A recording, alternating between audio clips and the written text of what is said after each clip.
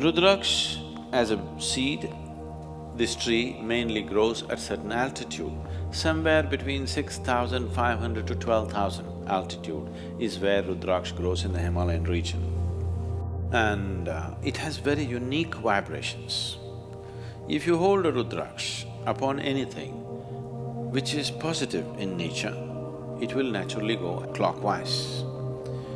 If you hold it on something negative, it will go anti-clockwise.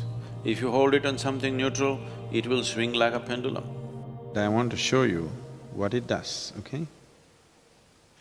This is just paper, all right? You know about this Rudraksh going clockwise, anti-clockwise, something? Okay. You must tell me which way it's going.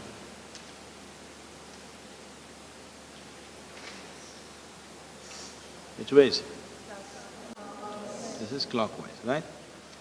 Right now, I've not done any energy transfer or anything, just crumpled it, okay? Just crumpled it. Just watch this.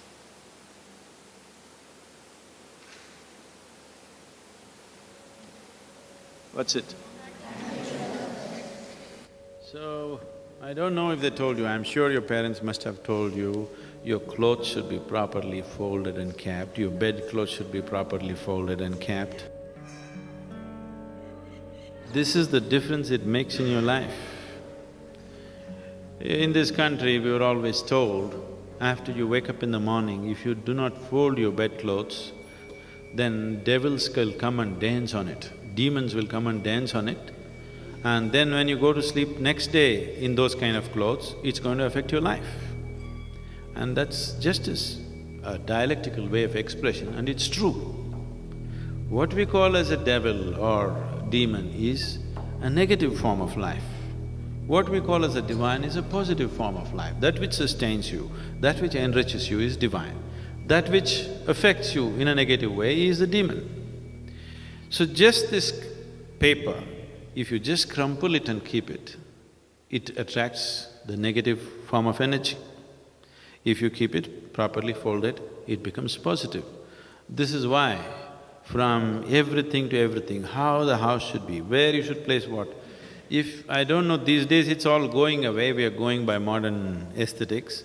Otherwise, if my grandmother was here, everything where what should be what, everything should be in a particular way. In the house, if you go probably, if your mother comes from a traditional background, in the kitchen if you go, always salt and tamarind will be kept together, never separately. Do you know this? Is it so? Still maintained? Yes, because all this awareness, unfortunately, just became tradition. It's beautiful that it became a tradition, but without giving the necessary understanding to people why it is so. Simply do it, after some time somebody comes and says, why should I do it? I'll keep tamarind on my head, salt somewhere else. It doesn't work like that. All these items have something to do with how you live, everything, how it should be kept. So the whole science of seeing how this human being can function at its maximum vibrance, even a simple peasant in this country knows about it without knowing about it. You know, he does not intellectually or consciously know about it, but he just knows this is how it must be done. Because the whole system of yoga was made into a cultural format and given to people because people saw the impracticality of teaching every aspect to every human being on the planet. So just make it culture and leave it to them. I want to see that for the next few generations later, as mothers would teach people, children to brush their teeth, yoga will just happen in their lives. This was so earlier. Earlier, Agastya Muni did this to the whole of southern peninsula, that in every home, everybody has an understanding of how to allow this being to attain to his full potential.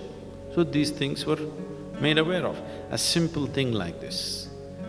Many of you are already doing asanas for at least 6 months now, you could experience this. You keep 2 shirts, okay? one shirt you do like this, both washed clean ones. Do like this and keep it for 3 days, another one neatly fold it and keep it there. After 3 days, wear one, close your eyes and feel it, wear the other, close your eyes and feel it, just see how it feels. They're very different. So every aspect was brought into life. So what you see as this culture, because this is a land without God, this is a land without religion, this is just a certain science transmitted as culture. Because of various distortions, that science has become all distorted. Putting it back is not easy to the whole society. We want to put it back at least into a few people, hoping that they will be able to impart it to the rest of the larger society sometime in future.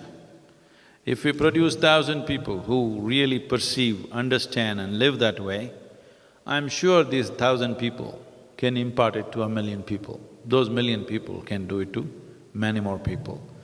And they may produce many, many more people who are capable of receiving this and things may happen.